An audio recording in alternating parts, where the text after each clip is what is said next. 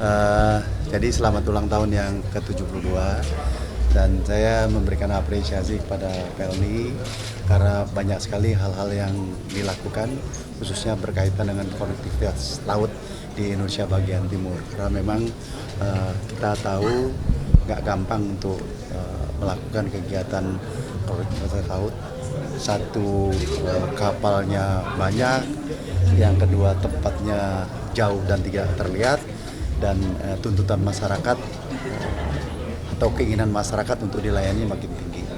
Tapi paling tidak tol laut ya dan perintis itu hadir dan memberikan suatu kepastian kepada masyarakat untuk melakukan perjalanan di Indonesia bagian timur khususnya, dan juga kepastian logistik itu terdistribusi di seluruh Indonesia khususnya Indonesia bagian timur. Nah, oleh karenanya saya tadi menyampaikan kepada teman-teman Pelni dan stakeholder, tadi ada juga Pak Haikal dari DPR, agar kita sama-sama kritis tentang pelayanan yang kita lakukan. Karena kita yakin bahwa kita memiliki kewajiban untuk mendukung tercapainya keunggulan komparatif atau daya saing kita terhadap negara-negara lain. Unsur daya saing itu tidak terlepas daripada konektivitas di Indonesia bagian timur.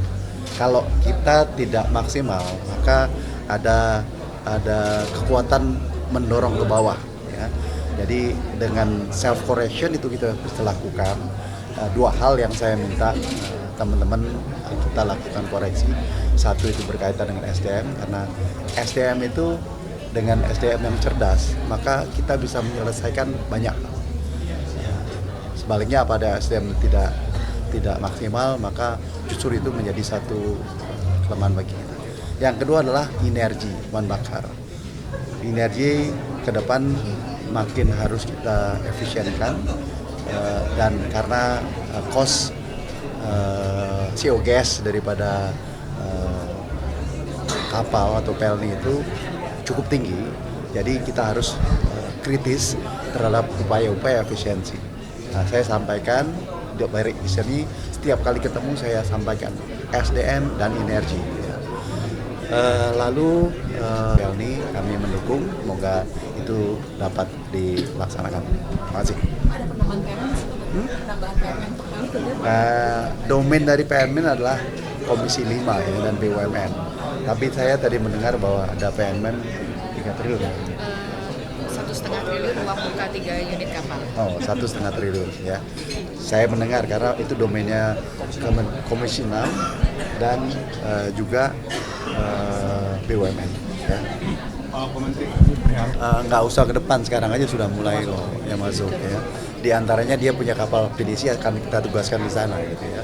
Jadi nggak usah nunggu, sekarang sudah jalan, seperti beberapa pelabuhan yang di sana sudah berfungsi untuk supply logistik IKN, sehingga pada saat IKN lagi beroperasi menjadi suatu hal yang continuous dari apa yang dilakukan saat ini. Hah? Untuk kapal PDC. Saya pikir karena itu merupakan kebutuhan pemerintah, masyarakat, saya pikir itu menjadi satu kewajiban pemerintah untuk melaksanakan, dan saya yakin pemerintah yang datang akan concern tentang itu, karena kalau kita bicara tentang tol laut maka ekspektasi untuk ditingkatkan jarak satu kapal dengan kapal yang lain itu tinggi sekali. Jadi tidak akan berkurang, mungkin nambah ya, jadi harapannya bisa menambah frekuensi ya. Kalau sekarang kita ada 39 ya rute ya, dengan titik yang banyak sekali, dan itu meningkat dari awal Pak Jokowi ada sampai sekarang, itu meningkat jumlah rute dan jumlah titik itu meningkat. Jadi kalaupun katakanlah kita masih ada yang 2 minggu, ada yang 10 hari, itu kita upayakan diefisienkan agar secara uang tidak menambah banyak, tetapi dengan efisiensi jumlah barang yang dibawa dan efisiensi hal-hal lain membuat delivery daripada barang-barang itu dan penumpang lebih baik. Tapi anggaran untuk program tol laut di tahun 2025 udah ada di rancangan. Udah. Ya, Perkiraan Kemenhub. ini kan bakal nambah ya Pak ya, perkiraan Investasinya ya dari PMN nanti.